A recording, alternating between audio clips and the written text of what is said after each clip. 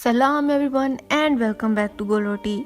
आज मैं खुश नहीं हूँ क्योंकि ये वाली रेसिपी मैंने 2 दफ़ा ट्राई की और दोनों दफ़ा ही ख़राब हुई। मैं सुबह उठी, मैंने कहा आज हम वीडियो बनाएंगे। अब जब मैं नॉर्मली वीडियो बनाती हूँ तो जो लाइटिंग होती है वो नेचुरल होती है, धूप की रोशनी होती है, पर आज धूप नहीं थी, आज बादल थे। एक मुझे उसकी डिसअपॉइंटमेंट हुई कि यार आज लाइटिंग अच्छी नहीं होगी। फिर मैंने कहा कोई बात नहीं, डिजर्ट बहुत अच्छा होगा, उसको बनाते हैं। पर नहीं, सना तो एक फेलियर है। एक ही रेसिपी सना से 2 दफा खराब हुई, पर कोई बात नहीं। मैंने सोचा ये वाली वीडियो भी आपको दिखाएंगे ताकि आपको पता चले कि फेलियर्स होते रहते हैं एंड इट्स ओके। काफी दफा लोगों को देखती हूँ कहते हैं कि हमसे चीजें अच्छी नहीं बनती तो हम बनाते ही नहीं है। नहीं, दैट्स रॉन्ग, आपको बनानी चाहिए। फिर भी देखिए जी, मेरी डिटेल मैं आपके साथ शेयर कर रही हूँ कि मैंने क्या बनाना था और क्या क्या गलत हो गया। बनानी थी मैंने चॉकलेट सलामी, जो कि दिखने में इस तरह से होनी थी अगर सब कुछ अकॉर्डिंग टू प्लान जाता, पर गया नहीं। अब मैंने एक रेसिपी देखी, उसके इंग्रेडिएंट्स मेरे पास थे, मैंने कहा इसी को फॉलो करते हैं। अब उसके हिसाब से बिस्किट जो लेने थे वो मोटे वाले लेने थे, 340 ग्राम लेने थे, मैंने भी लिए। मैं स्पेशली ग्रोसरी स्टोर गई, मोटे बिस्किट्स लेके आई, जिनको डाइजेस्टिव बिस्किट्स भी कहते हैं, मैं वो लेके आई। उनको मैंने तोड़ा। अब इससे पहले जो मैंने एक रेसिपी ट्राई की थी उसमें मैंने मोटे की बजाय नॉर्मल बिस्किट्स जो मैं यूज़ करती हूँ वीडियोस में, मैंने वो यूज़ किए, लेकिन क्योंकि वो बहुत पतले कार्डबोर्ड की तरह थे, बर्दाश्त नहीं कर पाए और फ़ौरन ही उनका हलवा बन गया। तो मैंने 340 ग्राम ये वाले बिस्किट लिए, उनको मैंने तोड़ा। फिर रेसिपी ने कहा कि सना एक बोल में अब 1/4 कप मक्खन डालो।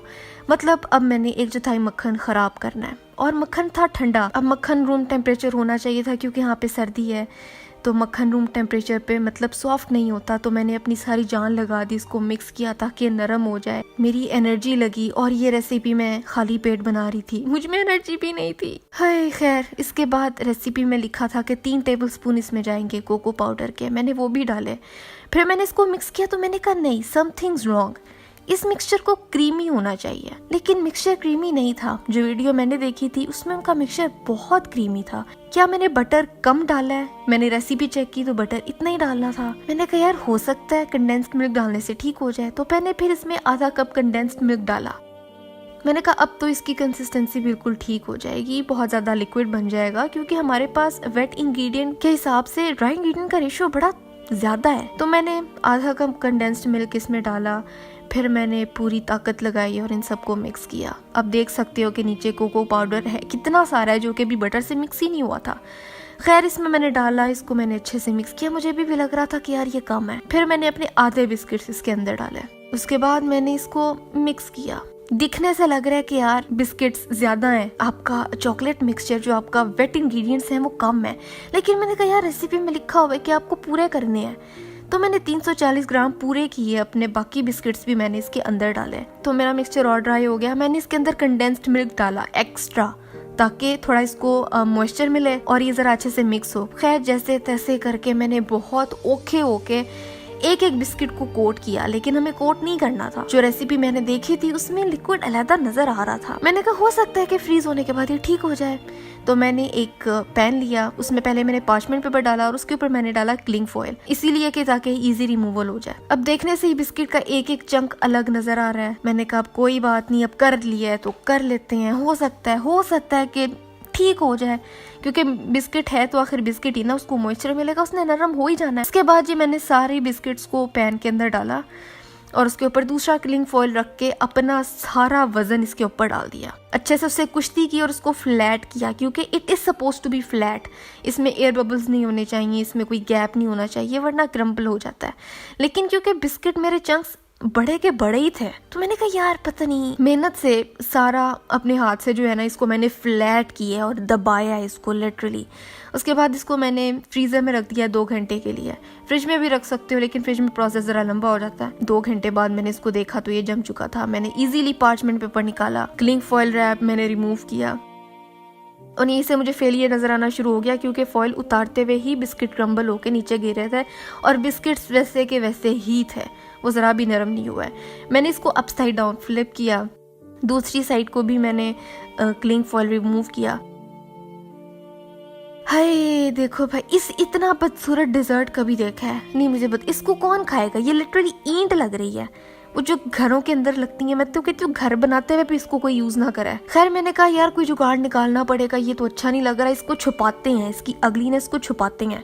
तो मैंने सोचा गनाश बनाते हैं। अब गनाश के लिए वही प्रोसीजर है, चॉकलेट और उसके अंदर डालनी है क्रीम, सिमर की हुई, और इसको मेल्ट होने के लिए छोड़ देना है। क्रीम को चॉकलेट पे डाला, गरम क्रीम थी, 5 मिनट वेट किया, उसके बाद इसको मिक्स किया। तो लो जी हमारी गनाश तैयार हो चुकी है। इस चैनल पे मैं आपको 500 दफा बना चुकी हूँ। मैंने कहा यार इस गनाश को ना इसके ऊपर डालते हैं ताकि इसकी बदसूरती मैं छुपा सकूँ, जो गैप्स और जो क्रैक्स है ना ये मैं फिल कर दूँ।